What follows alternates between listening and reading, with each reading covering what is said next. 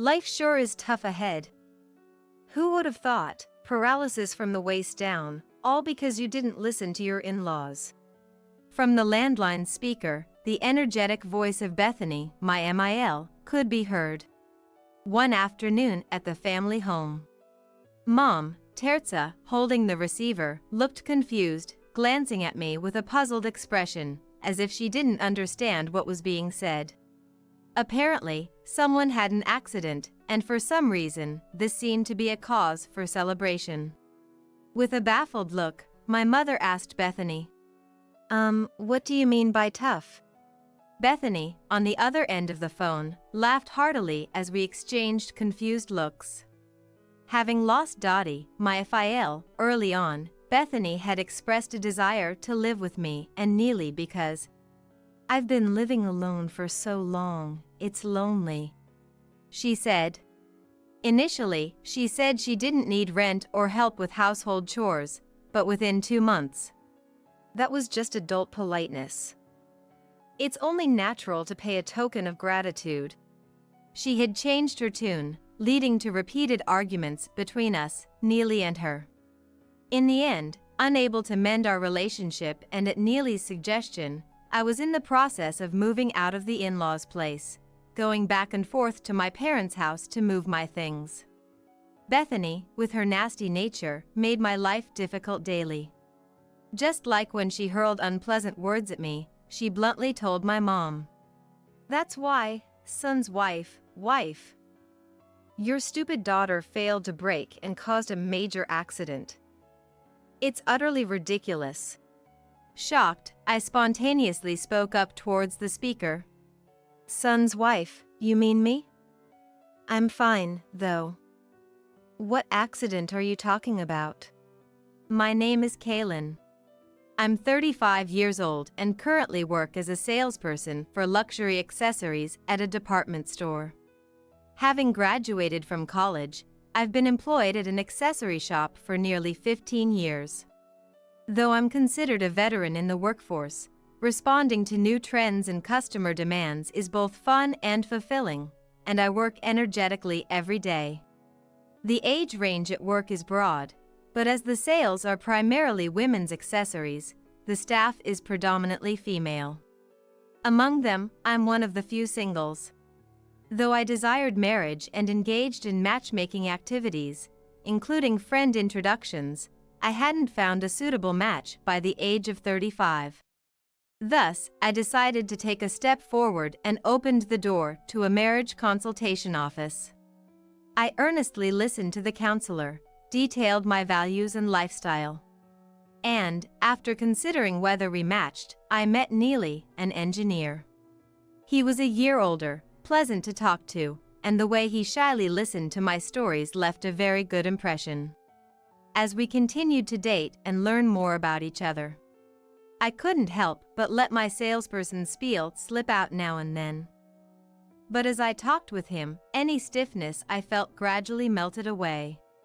After meeting a few times, Neely would often talk about his favorite novels, and I found myself nodding along, a stark contrast to our initial interactions where I was the one doing most of the talking.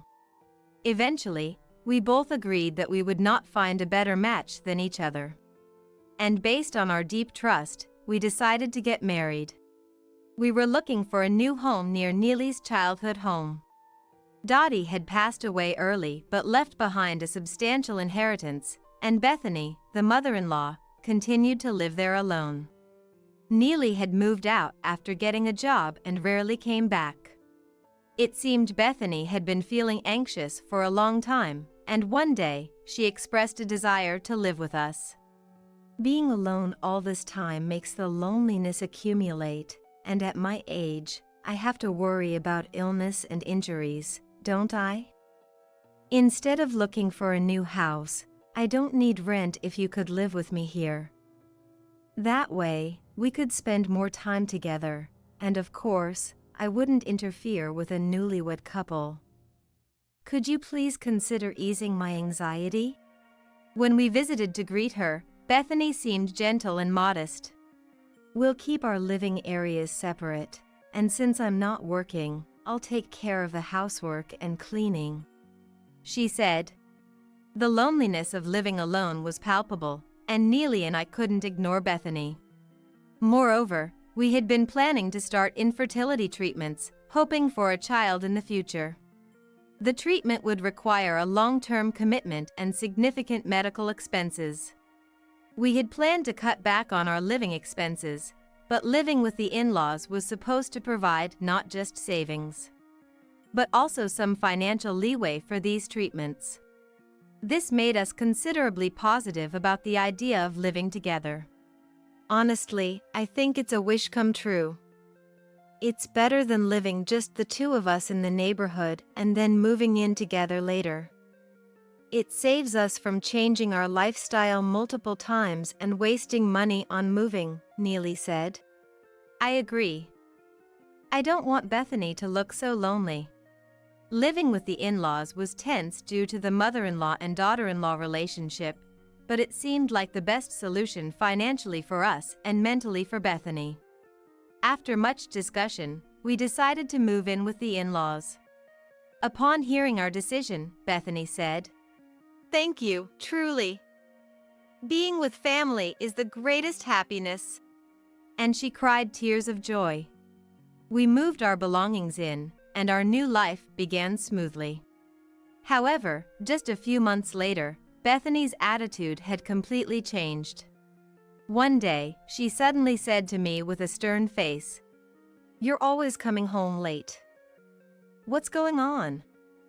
You say it's work, but is it really? Retail work should end when the customers leave. It's strange that you don't come home until this late after the department store closes. Where exactly are you working?" Caught off guard by her sudden accusation, I was at a loss for words. Furthermore, "So, when are you quitting?" Bethany continued. "I am entrusted with a position of responsibility. My job involves more than just sales, such as attending meetings at the department store and other stores, so it's not unusual for me to work overtime, especially during busy periods." Naturally, Neely knew this and supported me without complaint, even when I came home later than him. I was taken aback by the suggestion that I should quit my job and stay at home, leaving me confused. After all, if you're married, you should devote yourself to the home. How long do you plan to work? In my time, such a thing was unthinkable. If I knew you were that kind of woman, I would have never allowed my son to marry you.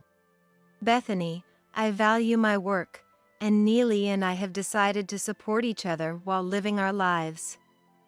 Continuing my job is a choice made by both me and Neely.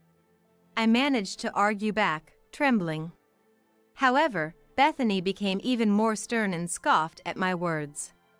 A woman working only disrupts the home. Kaylin, you have a responsibility to look after the home while Neely is away.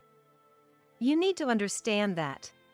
My side of the story was not heard, and Bethany only insisted on me resigning. Gradually, Bethany's delusions escalated, suggesting, "You're not coming home because you have something to hide," which prompted me to hastily discuss the matter with Neely for mediation. Of course, I had nothing to hide. Neely was surprised by Bethany's sudden change but intervened and reprimanded her. Though she seemed dissatisfied, it seemed she had given up on me to some extent, settling for grumbling. However, the snide remarks towards me did not cease. Instead, she suddenly said, Aren't you ever going to start paying rent?" "Huh? But in the beginning, you said rent wasn't necessary, that living here was enough. Even in close relationships, there's a need for courtesy. Aren't you ashamed to live here for free? Really, for a job you want to keep so badly, one would think you're earning a princely sum, but it turns out it's not much at all." Bethany started to go back on her initial conditions, attempting to break the promise. Despite having an inheritance, Neely and I cover most of the day-to-day expenses. It's hard to believe she has any financial grievances. Yet, she claimed, The conditions for living together were just out of consideration, putting us in a difficult position. Fed up with her disrespectful behavior, I firmly responded to Bethany. "We came here because you said rent wasn't necessary. But if that's not the case, then Neely and I are prepared to leave right away." Suddenly, Bethany's face turned red with anger. "Ungrateful!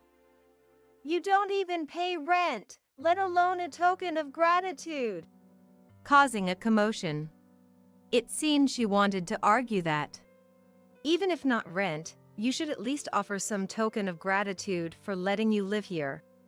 Instead of rent, we were asked to make payments as a token of gratitude, but financially, it made no difference. Furthermore, the amount Bethany suggested was significantly higher than the going rate for nearby apartments. After discussing it with Neely, we decided to give her a certain amount each month. She must want some pocket money.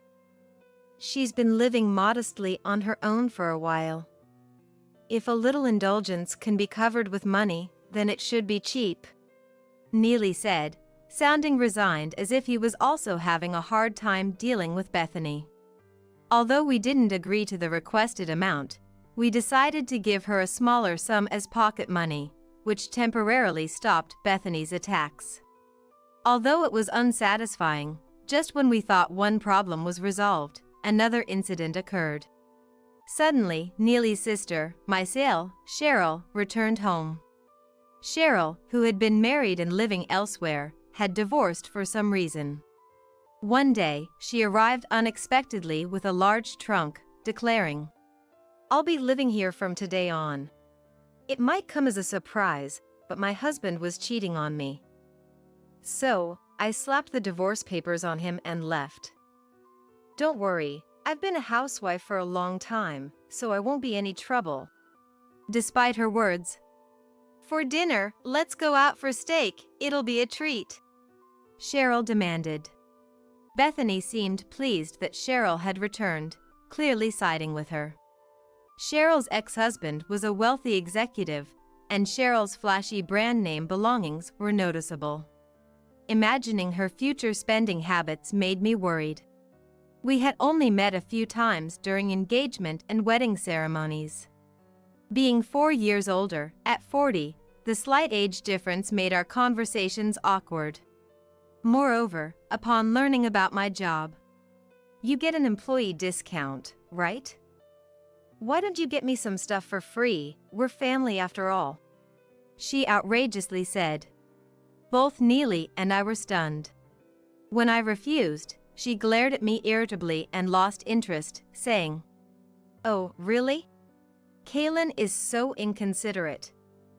"Well, considering your age, I guess Neely was desperate," Cheryl said nonchalantly, pushing me closer to my limit. Bethany would complain, "My back hurts. Don't overwork me," leaving all the housework to me. Despite being employed and Cheryl being unemployed, when I suggested sharing the workload, she resisted, saying, "I'm tired from the divorce drama. I didn't come back to be slaved around." The workload at home only increased. Although Neely tried to help, as an engineer working every day, he was often too exhausted when he got home. Eventually, my stress reached a breaking point. I started crying unexpectedly, had sleepless nights, and the thought of starting fertility treatments became impossible. My condition deteriorated to the point where I considered seeking counseling for some relief. Seeing my distressed state, "Let's move out immediately," Neely proposed.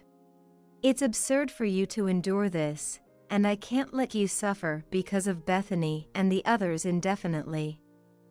I'm sorry for not prioritizing you over them. But the money for that. We can't be worrying about expenses now. Your health is what's most important." With that, Neely immediately began searching for a new place for us. However, it was precisely the season for graduations, new school and job starts. Meaning affordable properties were snapped up quickly, indicating our move from the in-laws might take some time. Meanwhile, Cheryl's attitude only continued to deteriorate without any sign of connection. I used somewhat expensive cosmetics and accessories for my role as a salesperson. Being unemployed, Cheryl had little money to spare. It seemed she envied my possessions, as I started noticing things going missing or being moved. When confronted, she admitted to it. So what? I like this brand too. Borrowing a bit shouldn't be an issue, right? These are my personal items. Please don't use them without asking. Complaining about using a lipstick or borrowing a necklace for a day. We're family, so don't get irritated. Despite my repeated warnings, she would bring Bethany into it, and they would both complain to me together. Bethany, with an exasperated sigh, would tell me, "You should be more accommodating." She blamed me for it.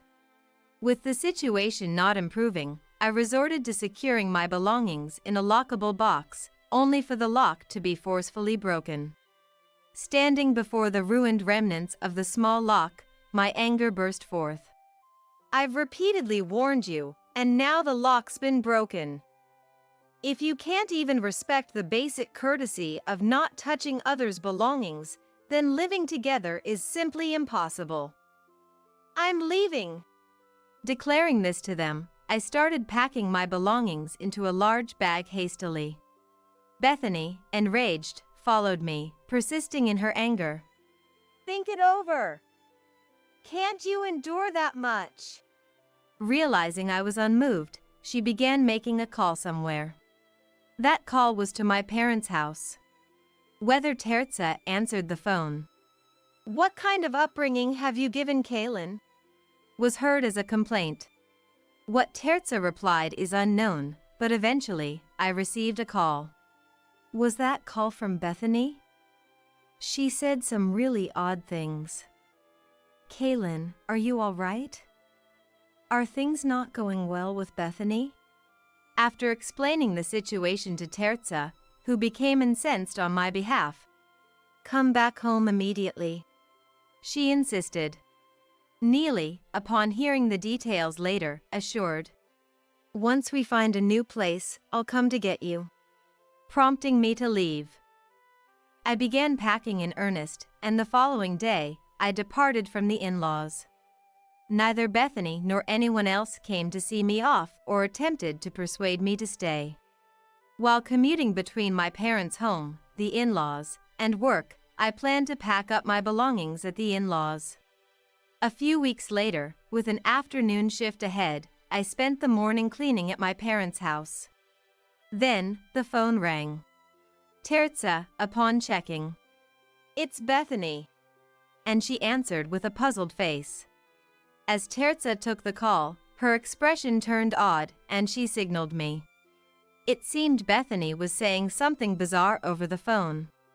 Switching to speaker, a familiar boisterous voice came through, sounding too cheerful. "Life's going to be tough ahead. Who would have thought she'd end up like this?" Who exactly is having a tough time? What do you mean? "That's what I'm saying, son's wife. It's karma, I guess. Your foolish daughter caused a major accident because her brakes failed." We exchanged looks. An accident?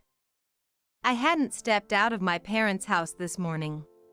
Bethany, even happier, kept talking.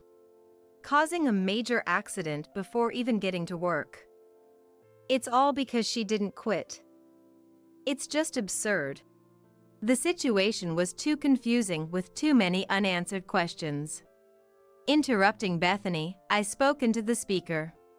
"Son's wife, you mean me? I'm fine, though. What accident are you talking about?" "What? Really? What do you mean?" Bethany was clearly flustered. It was a poorly executed prank call, yet the content was baffling. Demanding an explanation. "Why are you all right? If not you, then whose accident is it?" Bethany only grew more panicked. Amidst our back and forth, an agitated Neely appeared at my parents' house. Grabbing my shoulder as he rushed in, he seemed relieved to see I was unharmed. "Kaylin, I'm glad you're safe. What's going on?" "Between Bethany and you, Neely, what happened?" Suddenly, "Cheryl had an accident," Neely revealed. "Cheryl did? It's a relief you weren't involved, Kaylin. We're heading to the hospital now, will you come with us?" Agreeing to Neely's request, I took the afternoon off and we hurried to the hospital. Upon arrival, we learned Cheryl was still undergoing treatment but was in no life-threatening condition and remained conscious. Bethany, who was also there and had been upset, along with Neely, first breathed a sigh of relief at the news. Then, we went back and forth between the hospital and the in-laws, gathering necessities for Cheryl's hospital stay until her treatment concluded. Cheryl, carried into the hospital room, looked exhausted but was lying in bed, capable of conversation. Neely approached her side to hear her story. "I got into the car to go to work this morning. But then, the brakes stopped working on the way, and I crashed into a utility pole. I heard no one else was involved, but Yeah, it was a street with no pedestrians, so no one else was involved. But Cheryl's back." We had already heard about the after-effects of the injuries from the self-inflicted accident. Cheryl was saved by prompt rescue but had severely injured her back. As a result, she's currently paralyzed from the waist down. She can't move her legs or walk, and living independently is out of the question. And it's almost certain that the paralysis will remain as a permanent after-effect. Upon hearing the doctor's explanation, Cheryl declared, "I can't believe this is happening. I'll sue the maintenance company." Attempting to lash out in tears, but Neely easily restrained her since she could only move her upper body. Indeed, the brake failure seemed like a maintenance fault. I noticed Bethany in the corner of the room turning pale. "Bethany, are you okay?" Despite being treated poorly, I couldn't harbor resentment in such a situation. Concerned by her pallid complexion, Bethany remained silent when I addressed her. Then, "Do you have any idea about this?" Neely asked. His voice was so cold and stern that I was startled and looked at him. "I'm asking if you know anything about Cheryl's car accident." Bethany, trembling and pale. "No." She shook her head. Despite Neely's repeated inquiries, her responses remained the same. "No, I don't know." Denying it, but an uneasy feeling grew inside me. Neely excused himself to Cheryl and began operating her smartphone. All family vehicles were equipped with dash cams, which could be checked for several weeks of footage through a dedicated app. When Neely retrieved Cheryl's car data and pressed play, we were about to witness a shocking scene. "This is Bethany, right?" Lights turned on in the garage's frame, revealing Bethany. She peered into the car from beyond the hood. She seemed to be carrying something, repeatedly approaching the front of Cheryl's car and squatting down. Since the dashcam recorded both video and audio, sounds of something being dragged and her muttering were audible. "It's so heavy, how difficult. Is it this way?" Yes, this line should be correct.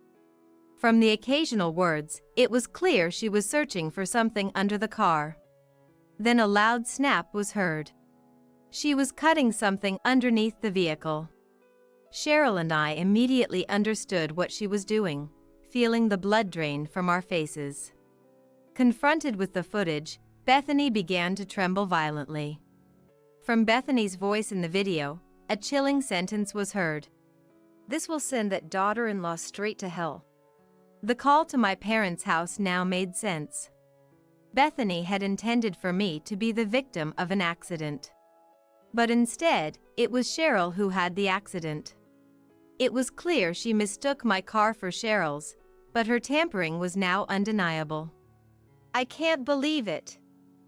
What were you planning to do if I had died? Furious with the truth, Cheryl confronted her. I couldn't tell the cars apart, Bethany blurted out in panic. The mix-up had a somewhat unavoidable reason. By chance, Cheryl and I had cars of the same make and color. A common black, domestic compact car. We were both surprised when Cheryl moved back in, as we discovered our cars were identical. My parents' house lacked parking space, so my car was left at the in-laws. Since I planned to move out completely, I left it there except for when needed for work. It was unlikely for us to confuse our cars.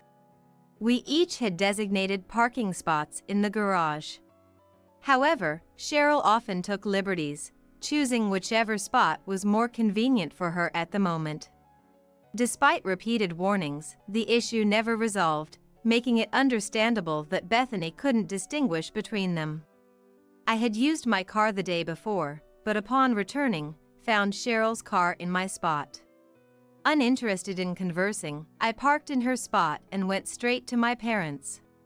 Bethany, unaware of these circumstances and not knowledgeable about cars, unwittingly tampered with it. Cheryl sobbed bitterly. It's Mom's fault for not checking properly, she lashed out at Bethany. Bethany, possibly panicked, began to irrationally lash out. Why didn't you park in the right place? It's your fault for not parking properly. What are you going to do now with your body like that? What do you mean, what am I going to do? It's my fault. It's because of Mom. It's not an accident, it's an incident you caused. Their accusations filled the hospital, creating chaos. Neely took me out of the room once for intentionally tampering with the car. He called the police, citing that as the reason. Due to the recent accident, the police arrived promptly to address the situation. After submitting the dashcam footage and the recordings from the moment we entered the hospital room, Bethany was taken away on the spot. Amidst the commotion and turning pale, Bethany was led away, and Cheryl, with tear-swollen eyes, slowly turned to me and Neely, asking, "Hey, we're not strangers, we're family. Even if Mom isn't here, you'll take care of me, right?" She subtly inquired about future care and support. No, Neely immediately responded with a firm. As an engineer who has worked with cars, Neely glared at Cheryl, clearly dissatisfied.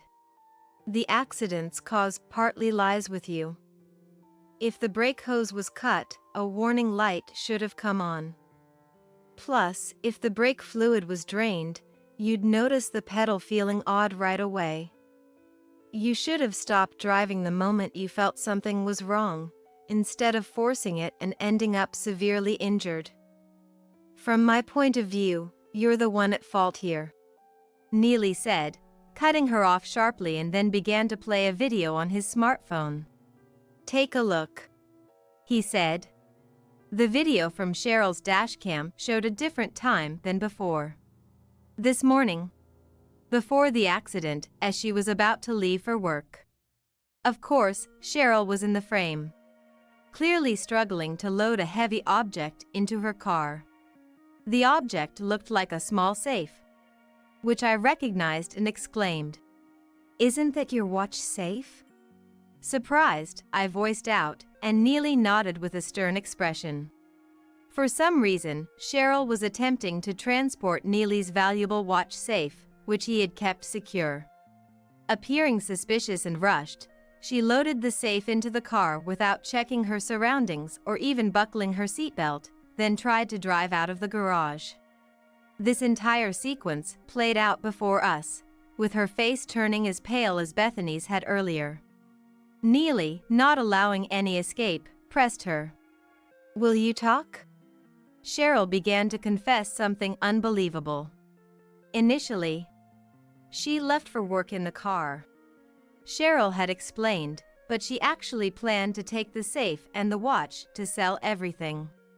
She didn't have the key to the safe, but thought she could break it upon arrival. Right after moving the car, she noticed the brakes felt odd but panicked to get away from the in-laws' house before anyone found out, leading to her pressing the accelerator and causing the accident. Cheryl tried to explain through tears, but Neely looked down on her with disdain. I needed the money right away to pay back to my husband. I just thought of borrowing a little bit, she said. Cheryl returned home after her divorce, but she was lying even then. I came back because my husband cheated on me. But it was actually the other way around. It was Cheryl who had an affair. She returned to her parents' house because she ran out of savings due to being sued for alimony and couldn't afford to live alone. She disliked sharing the embarrassing story of owing alimony, so she made her ex-husband out to be the villain to protect herself. Since moving back, she hadn't worked, making it impossible to see an end to her unpaid alimony. Cheryl resorted to secretly selling valuable items from the house to get by, but there's a limit to everything. Eventually, she set her sights on Neely's expensive watch, leading to the accident. Thinking about the alimony stressed me out. But I felt better while bossing Kaylin around with Mom. That's why I did those horrible things. I'll change. Please don't abandon me. Starting to despair about her future, she pleaded in a cloying tone, but seeing the cold looks from me and Neely, she seemed to realize she was at a disadvantage. Suddenly changing her tone. Don't run away and support yourself. Take care of me, she yelled. Given her past behavior, such demands were out of the question. I still have alimony left. I was the one who ended up in an accident instead of you. Ungrateful, ruining someone's life. You too should pay for it. Me and Neely listened silently as Cheryl, perhaps exhausted from the day, began to rant incoherently. Her commotion brought several nurses running, prompting Neely and me to leave the room. Then, let's never come back here again, we agreed. Later, the police asked if Neely had any friends or acquaintances knowledgeable about cars. As Bethany's actions constituted a crime and arrest was inevitable. However, it remained unclear how Bethany, who didn't drive or know much about cars, came up with the idea to cut the brake hose or how she obtained the tools to do so. Neither Neely nor I could think of anyone who fit the description. A few days later, the investigation revealed the truth. Bethany had been infatuated with a young man named Billy, whom she met before our marriage, paying him large sums of money. He was a con artist targeting older women, pretending to date them to swindle money. Bethany, having depleted her inheritance and living expenses on dates with him, proposed living with us when her finances tightened. Unsatisfied, she tried to collect money under the guise of rent and gratuity, but we refused, citing repeated breaches of agreement. Desperate, Bethany consulted the man, who suggested a dreadful idea. If the son's wife dies, the son, being the husband, would receive insurance money. With that, you could live luxuriously every day. Bethany, already under the man's influence, eagerly purchased the specified tools and proceeded with the plan. However, the car tampered with was Cheryl's, leading to the tragedy. The young man's identity was also uncovered. Interrogated. I did talk, but it was all jokes. I didn't tell her what to buy. I said nothing. He denied everything. He admitted to repeating date-like encounters with Bethany, not for romance, but for her financial generosity. I wasn't serious, so I wouldn't incite a crime, he argued. However, police investigation found evidence that the plan to steal my insurance money from Neely was seriously concocted. Further crimes, including blackmail against other women, were revealed. Thus, the man was also arrested alongside Bethany. After the trial, Bethany received a prison sentence.